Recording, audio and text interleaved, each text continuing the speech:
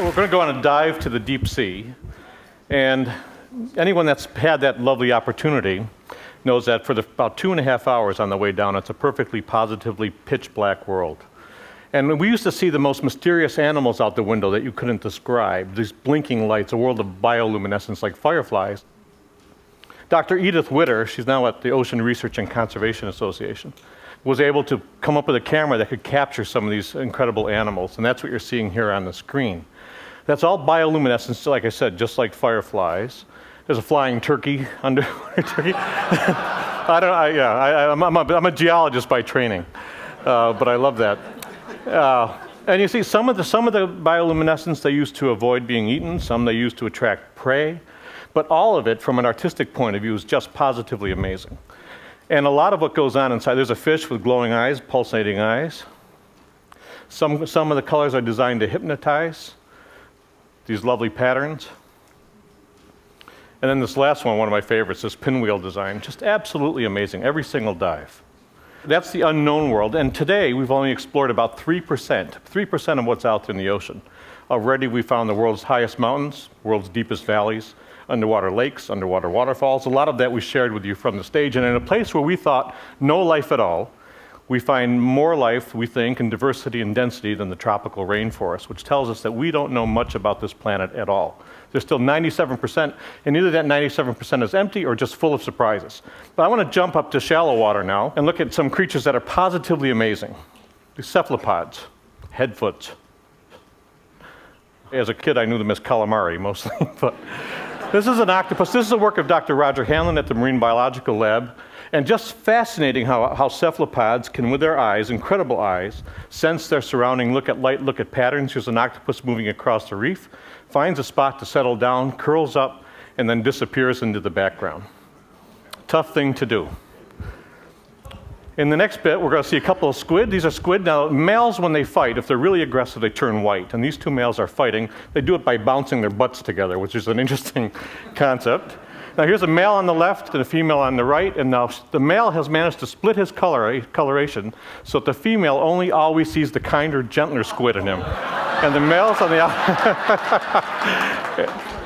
We're going to see it again. Let's take a look at it again.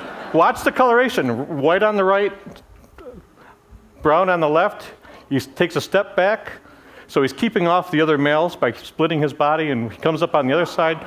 Bingo. Now, I'm told that's not just a squid phenomenon with males, but I don't know if that's true. Cuttlefish. I love cuttlefish. This is a giant Australian cuttlefish, and there he is, his droopy little eyes up here.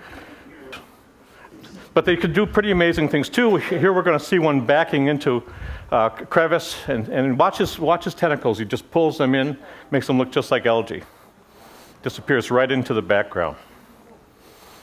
Positively amazing. Here's two males fighting. Once again, they're smart enough, these cephalopods, they know not to hurt each other, but look at the patterns that they can do with their skin.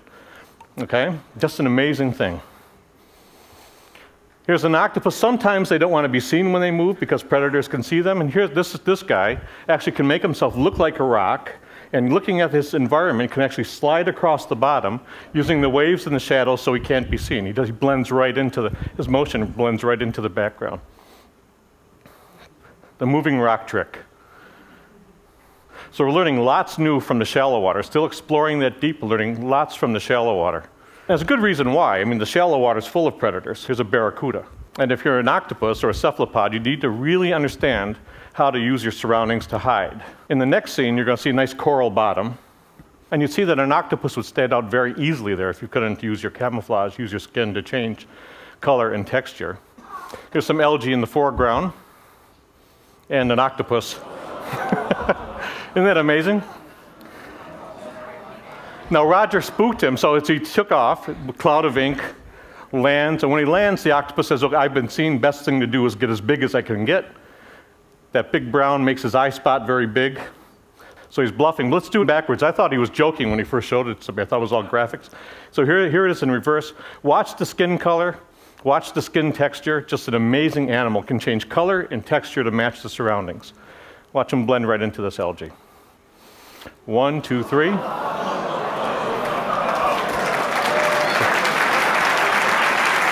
And now he's gone, and so am I. Thank you very much. Thank you. Thank you.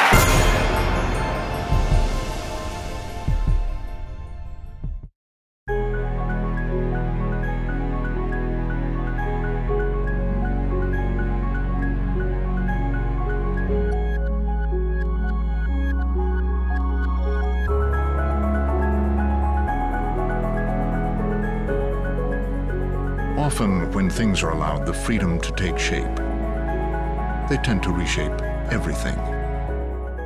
The all-new BMW X6